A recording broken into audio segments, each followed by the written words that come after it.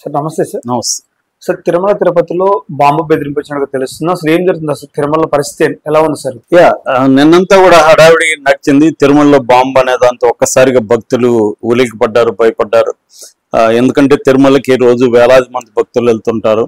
So ఇది ఎవరు పెట్టారు, లేకపోతే ఎట్లా దీని ప్రమాదం అని ఎట్లా వచ్చింది, తర్వాత ఏం జరిగింది, ఈ విషయాలు మాట్లాడుకుందాం. ఇది యాక్చువల్గా తిరుమల తిరుపతి రెండు చోట్ల. తిరుపతి అంటే కింద ఉంటది టౌన్, తిరుమల అంటే కొండ మీద ఉన్నదాన్ని తిరుమల అంటారు. సో ఈ రెండు ప్లేసుల్లో కూడా బాంబులు పెట్టినట్టుగా డీజీపీ ఆఫీస్ కి మెయిల్స్ వచ్చాయి.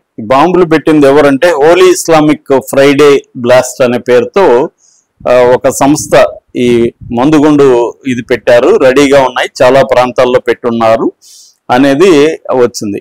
మామూలుగా అంతకు ముందు రోజే చెన్నైలో కూడా ఇటు స్టాలిన్ ఇంటి దగ్గర, త్రిష ఇంటి దగ్గర, తర్వాత ఎస్వి శేఖర్ అని ఇంకొక artist, AVM studio, US embassy, BJP office, ఇలాంటి అనేక ప్రాంతాల్లో బాంబులు ఉన్నట్టుగా అక్కడ కూడా వచ్చాయి.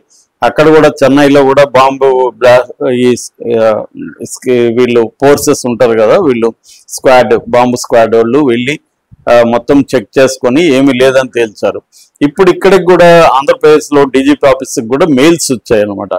సో దాంతో మెయిల్ మామూలుగా పోలీసులకి ఈ మెయిల్ అనేవి ఫేక్ అనేది వాళ్ళకి ఐడియా ఉంది, కానీ ఒక్కోసారి చెప్పలేము ఏది ఫేకో ఏది నిజమైన థ్రెట్టో చెప్పలేము. ఎందుకంటే పాకిస్తాన్లో మనకి అక్కడ ఉన్న టెర్రరిస్టులు అనేక సార్లు హెచ్చరికలు పంపిస్తూ ఉన్నారు, ఇండియాలో మేము అల్లకల్లోలం క్రియేట్ చేస్తామని చెప్తూనే ఉన్నారు.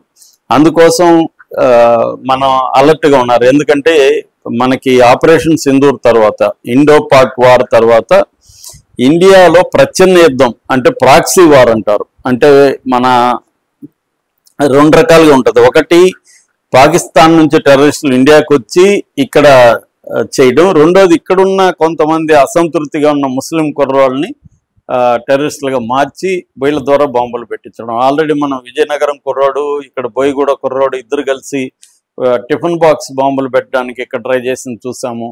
అట్లాగే నార్త్ ఇండియాలో కూడా అనేక చోట్ల బాంబులు పెట్టడానికి ట్రై చేశాడు. బెంగళూరులో ఆ మధ్య బాంబులు పెట్టడానికి ట్రై చేశారు. ఇలాగా అనేక ప్రాంతాల్లో ఆల్రెడీ ముస్లిం కుర్రాళ్ళని దీని ఏంటంటే ఆన్లైన్ రాడికలైజేషన్ అంటారు. అంటే ఆన్లైన్ ద్వారా వాళ్ళని ఈ కొన్ని యాప్ల ద్వారా వాళ్ళ మైండ్స్ని మార్చడం, ఈ ముఖ్యంగా బీజేపీ హిందుత్వవాదాన్ని బలంగా తీసుకురావడంతో మీకు థ్రెట్ ఉంది, ముస్లింలకు అందరికీ థ్రెట్ ఉంది, కాబట్టి ఈ దేశం మీది కాదు, ఈ దేశాన్ని మీరు ఎనిమిగా చూడాలని చెప్పి వీళ్ళకి ఒక ఇస్లామిక్ టెర్రరిజాన్ని సిద్ధాంతాలని వీళ్ళ మైండ్లలో చొప్పించడం. ఇది పాకిస్తాన్ టెర్రరిస్టులు చేస్తున్నారు. కొంతమంది దుబాయ్ ఇట్లాంటి ఏరియాల నుండి కూడా క్యాచ్ చేస్తున్నారు. ఎందుకంటే ముస్లింలు వీళ్ళు గల్ఫ్ కంట్రీస్కి ఎక్కువ వెళ్తున్నారు కాబట్టి అక్కడ కొన్ని వీళ్ళు ట్రైనింగ్ ఇచ్చి సెల్స్ పెట్టి అక్కడ కూడా మైండ్స్ని చేయడం అనేది జరుగుతుంది. ఇది నిరంతరం కంటిన్యూ అవుతుంది. అంటే మామూలుగా పాకిస్తాన్ టెర్రరిస్ట్ ఆర్గనైజేషన్లో వచ్చి స్లీపర్ సెల్స్ అనేది ఒక వింగ్ ఉంటుంది వాళ్ళకి. ఈ స్లీపర్ సెల్స్ ఏంటంటే మామూలుగా అందరిలాగే ఉద్యోగాలు చేసుకుంటూ రకరకాల దీంట్లో ఉంటారు.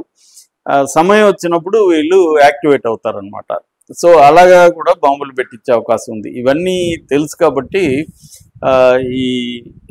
దీన్ని వీళ్ళు థ్రెట్ని సీరియస్గానే తీసుకున్నారు ఆంధ్రప్రదేశ్ పోలీసులు. నిన్నంతా కూడా అక్కడ తిరుపతి, తిరుమలలో ముఖ్యంగా వీళ్ళు చెప్పిన క్రౌడెడ్ ప్లేసెస్ అంటే తిరుపతిలో వచ్చి రైల్వే స్టేషను, తర్వాత ఆర్టీసీ, తర్వాత అలిపిరి, శ్రీనివాసం ఇలాంటి ప్లేసులంతా కూడా చేశారు. అట్లాగే తిరుపతి ఏంటంటే చుట్టుపక్కల అనేక టెంపుల్స్ ఉంటాయి చిత్తూరు జిల్లాలో. ఒకటి తిరుపతిలో వచ్చి గోవిందరాజ స్వామి టెంపుల్ ఉంటుంది, తిరుచానూరు ఉంటుంది, శ్రీనివాస ఇది ఉంటుంది మంగాపురం, దాని తర్వాత ఇటు కాణిపాకం ఉంటుంది, శ్రీకాళహస్తి ఉంటుంది. ఇక్కడికందరికి కూడా భక్తులు ఒకసారి తిరుమలకు వచ్చిన వాళ్ళు చాలామంది మిగతా పుణ్యక్షేత్రాలకు కూడా వెళ్తూ ఉంటారు. ముఖ్యంగా కాళహస్తి, తిరుచానూరు అనేది కంపల్సరీ. అట్లాగే కింద గోవిందరాజ స్వామి టెంపుల్ కూడా వెరీ పాపులర్. సో అందుకని ఈ ప్రాంతాలంతా కూడా వెతికారు వీళ్ళు, బాంబు స్క్వాడ్ వెళ్ళి. అట్లాగే జడ్జిల సముదాయం, కోర్టు ఇవి కూడా చేశారు. తర్వాత తిరుమలలో కూడా క్యూ కాంప్లెక్స్లో క్రౌడ్ ఎక్కువ ఉంటారు కాబట్టి అక్కడ కూడా చేశారు. సో ఇవన్నీ విష్ణు నివాసం ఇవన్నీ కూడా చేశారని చెప్తున్నారు. మొత్తం తరోవుగా ఎక్కడ జనం ఉంటారో అక్కడంతా కూడా తరోవుగా వీళ్ళు సెర్చ్ కండక్ట్ చేశారు. ఎక్కడ కూడా ఏ రకమైన ఆనవాళ్ళు మందుగుండు ఉన్న ఆనవాళ్ళు దొరకలేదు. రెండోది ఏంటంటే చంద్రబాబు 6, 7 తేదీల్లో తిరుపతి జిల్లా పర్యటన ఉంది. కాబట్టి చంద్రబాబు పర్యటనకు ముందుగా ఈ సంఘటన ఈ థ్రెట్ వచ్చింది కాబట్టి మరింతగా పోలీసులు అలర్ట్ అయ్యి చాలా జాగ్రత్తగా చేశారు. ఎందుకంటే 2003లో చంద్రబాబు మీద అటాక్ జరిగింది కూడా తిరుపతిలోనే. తిరుపతి నుంచి తిరుమలకు పోయే దగ్గర అలిపిరి అని ఉంటుంది, మెట్లెక్కే దగ్గర, ఆ అలిపిరి దగ్గర అటాక్ జరిగింది. అప్పట్లో పీపుల్స్ వార్ వాళ్ళు అటాక్ చేశారు. అప్పటికి ఇంకా మావోయిస్ట్ అనే పేరు రాలేదు వాళ్ళకి, సిపిఐఎంఎల్ పీపుల్స్ వార్. సో కాబట్టి మళ్ళీ ఇప్పుడు చంద్రబాబు అక్కడ 6, 7 తేదీల్లో పర్యటన ఉంది కాబట్టి కొంత ఉలిక్కి పడ్డం అని అయితే జరిగింది. ఏమన్నా ఉన్నారా లేకపోతే మావోయిస్టులు ఏమన్నా ఇప్పుడు, ఎందుకంటే ఛత్తీస్గఢ్ ఏరియాలంతా కూడా మావోయిస్టుల మీద అటాకులు జరుగుతున్నాయి. పెద్ద ఎత్తున ఆపరేషన్ కగార్ పేరుతో 100 మందిని చంపేస్తున్నారు. కాబట్టి వాళ్ళు చాలా అక్కడ నుంచి రక్షణ కోసం ఆంధ్ర, తెలంగాణ ఇటువంటి ప్రాంతాలకు వచ్చే అవకాశం ఉంది. ఎందుకంటే ఇప్పటికి కూడా తెలుగు వాళ్ళు ఎక్కువ ఉంటారు ఆ మావోయిస్టులలో. అలాగే ఏమన్నా వస్తే దీన్ని డైవర్ట్ చేయడానికి చంద్రబాబు మీద మళ్ళీ ఏమన్నా అటాక్ చేస్తారా అన్న ఒక భయాందోళన అయితే నెలకొన్నాయి. ఇదొక యాంగిల్ అయితే. రెండోది భక్తులు, ఎందుకంటే తిరుమలకి ముందు నుంచి కూడా సెన్సిటివ్ ప్లేసు, అది ఇంటర్నేషనల్గా పాపులరు.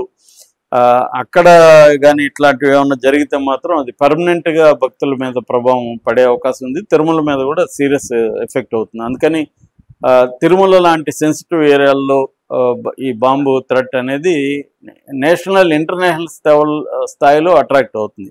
మామూలుగా టెర్రరిస్టుల ఒక గోల్ ఏంటంటే ఈ దేశాన్ని భయభ్రాంతం చేయడం, ప్రజల్ని భయభ్రాంతం చేయడం, ఇంటర్నేషనల్గా వాళ్ళకి పేరు వచ్చే విధంగా అట్రాక్ట్ అయ్యే విధంగా చూడడం. ఈ యాంగిల్ అందుకనే మనకి అక్కడ బాంబేలో జరిగిన 26/11 కానీ అటాక్స్ కానీ, తాజ్ హోటల్ మీద, అట్లాగే పార్లమెంట్ మీద జరిగింది కానీ, ఇవన్నీ ఏంటంటే ఇంటర్నేషనల్గా ఒక